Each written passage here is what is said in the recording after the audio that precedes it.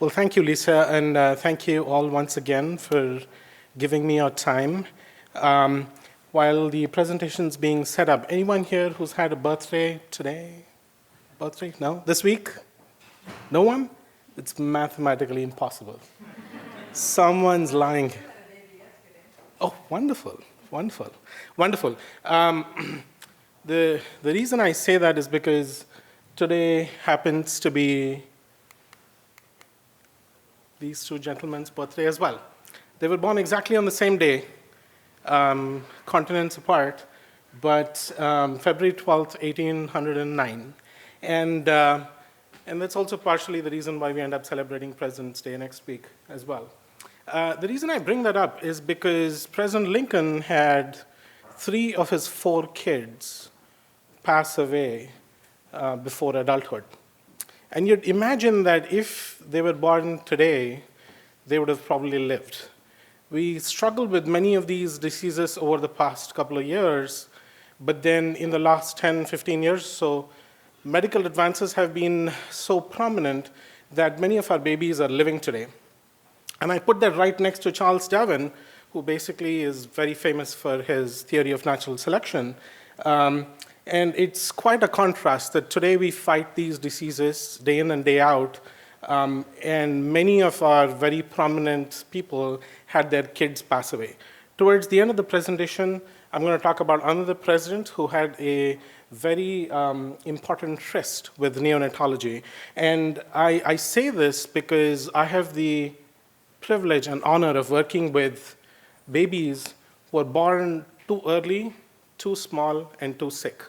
I work down the road at the Children's Hospital, and as you can imagine, a happy birthday that you may have had or visited or had one of your relatives kind of go through, it's a happy occasion. For us, it might be something like this. This is certainly not happy. Anyone who thinks here that this is a happy occasion? I don't think so. So let me set this up for you. This was about a month ago. The baby was born around 2 in the morning, and quickly there was a realization that something was wrong. Like you and I can take the oxygen in the environment up here, shove it past our lungs into our blood, and the rest of our organs get the oxygen. That wasn't happening in this baby right here. And trust me, there's a baby there. All these people are gathered here with one single objective. They're here to set up a tubing system that goes through the baby's neck so that you can suck blood out, shove in oxygen, and send that blood back in again. It's not as trivial as that, but that's the objective right here. But what I want to impress upon you is that this wonderful gathering of a team of intensive care specialists, cardiologists, surgeons, nurses, and a lot of accessory staff focused on one single task. But here's what's interesting. Let me just point out things. The reliance of technology in an environment that's completely focused on saving a baby's life is amazing. Incomplete, but amazing. Is that there are tons and tons of opportunities here, which is why I'm here. I'd love to chat with all of you to find out if there are things that you have come across, things that you have learned that we could apply back to these very small babies, because this is not a large market at all. So most industries are not really focused on this. It's not a large market. That's how they see it. About 500,000 babies are born every year. They end up in the neonatal ICU system. Some of them are exceptionally sick, but doesn't form a large market compared to some of the other fun talks that you've had yesterday and today.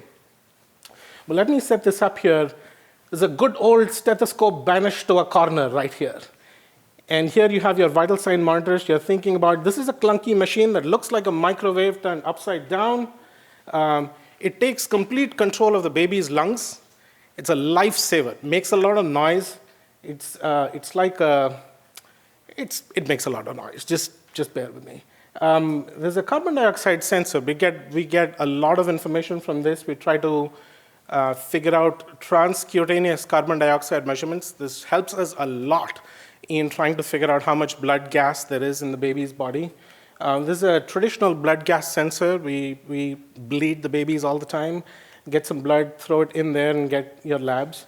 And we use near-infrared spectroscopy to figure out regional perfusion. By that, I mean how much blood is going to one part of the body. It gives you a rough sense.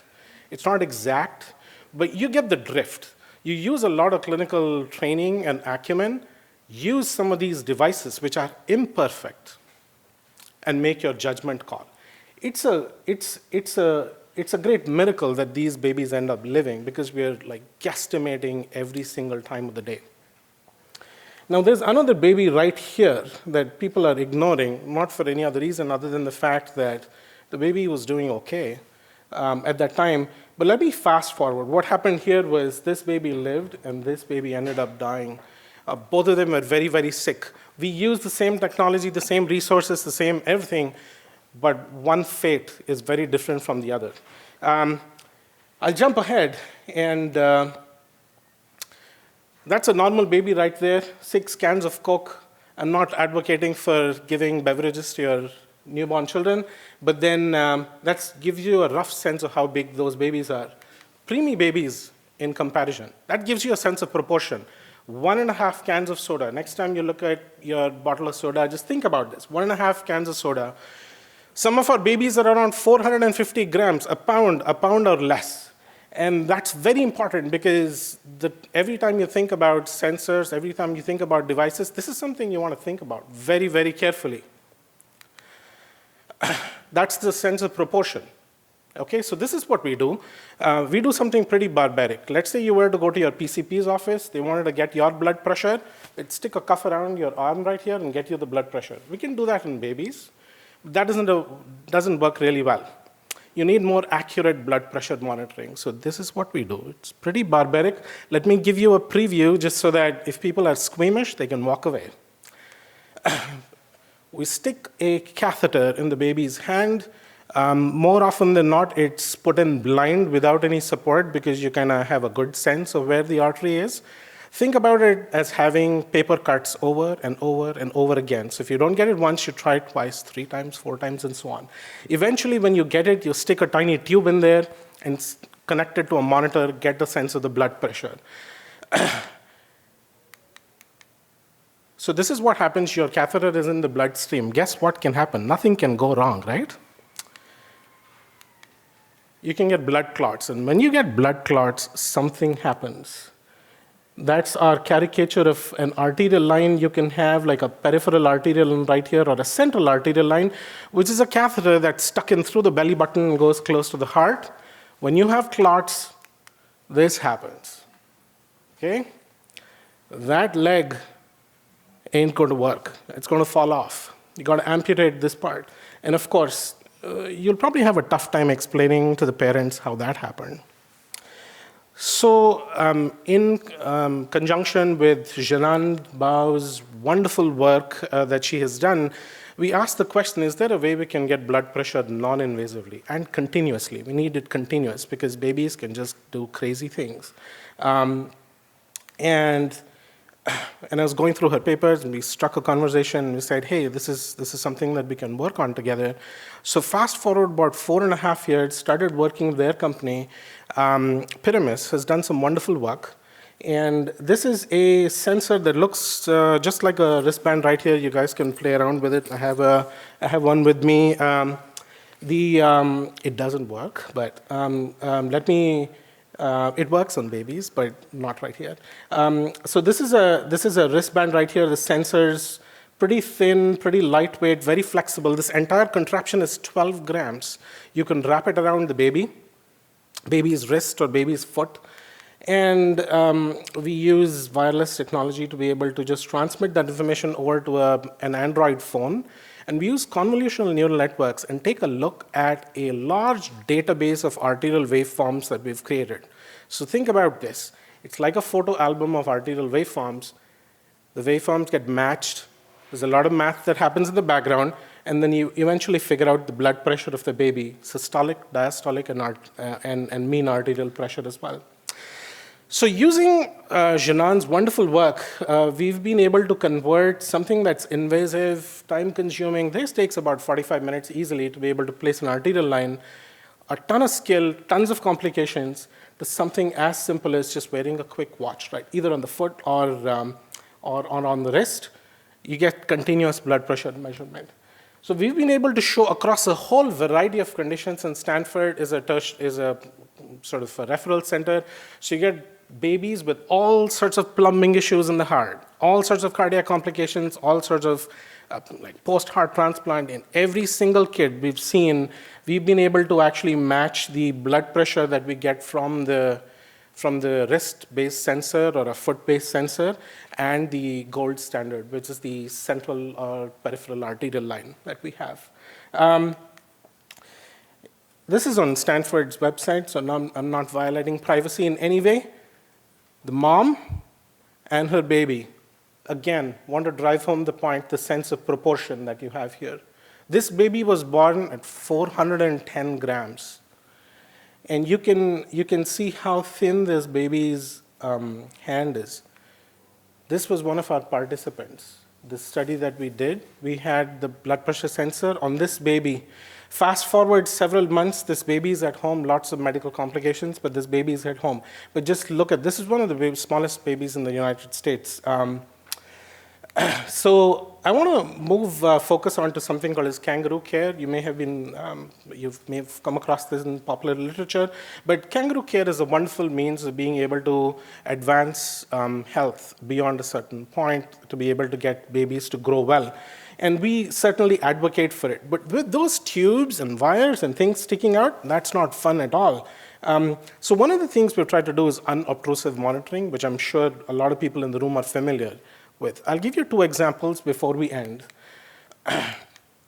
So this is how much real estate you have in the baby, not much. And then this is a reasonably big-sized baby. So you can imagine a 450 grammer is roughly like 1/2, 1/3 the size of this baby. The question is, can we eliminate wires and adhesive leads? The short answer is yes. I've been working with GE Global Research. We've created these fun fabric integrated electrodes. So when you wrap a baby up, you don't need sticky electrodes, you don't need long electrodes, you don't need wires. You'll be able to get the same fidelity of the ECGs as you would with any sticky lead. So this is amazing. This has got lots of applications both here in the US and outside the US. Another example, reverse innovation. I think it's very important to look at the cost of care in the US. It's a little less than 1/5 of the GDP. That ain't fun because it's going to come out of your pocket and my pocket as well. So you've got to think about how we can potentially reduce the cost of care. Give you one more example. This is a company that I work with based out of India. And just to give you a frame of reference, each bay that a hospital has where a baby or an adult for that matter hangs out, costs about $150,000 to $200,000 to just sort of build. So that's sunk cost, and also some recurring cost as well. And that's a lot of money if you think about it.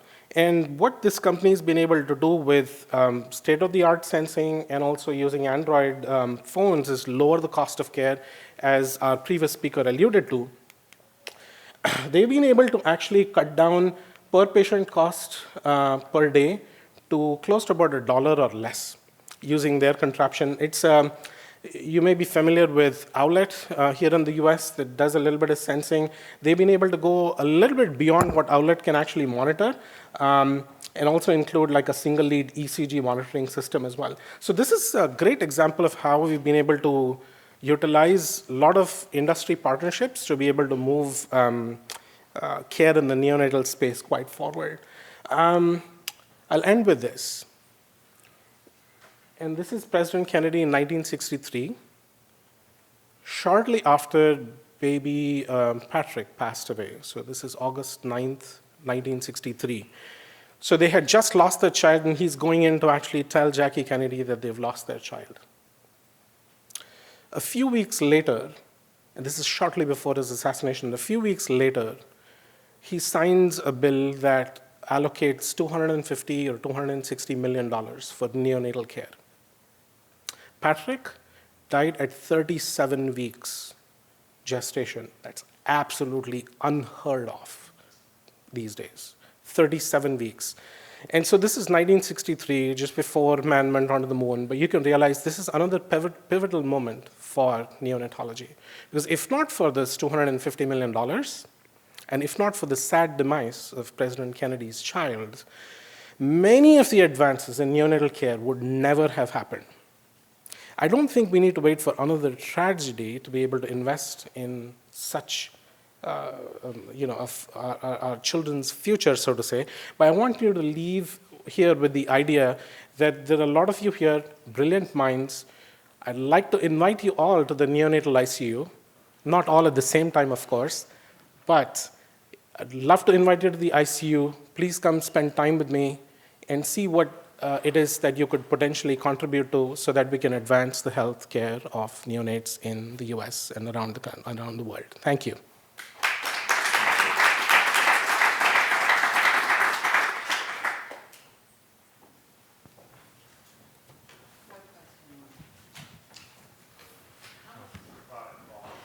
Which one? Oh, the blanket, we haven't done any cost analysis yet. But I'm more than happy to actually connect you with the sort of core developers of the product itself. It's GE Global Research. We're more than happy to pass along. It's not expensive at all. Any other questions? Thank you very much. Thank you.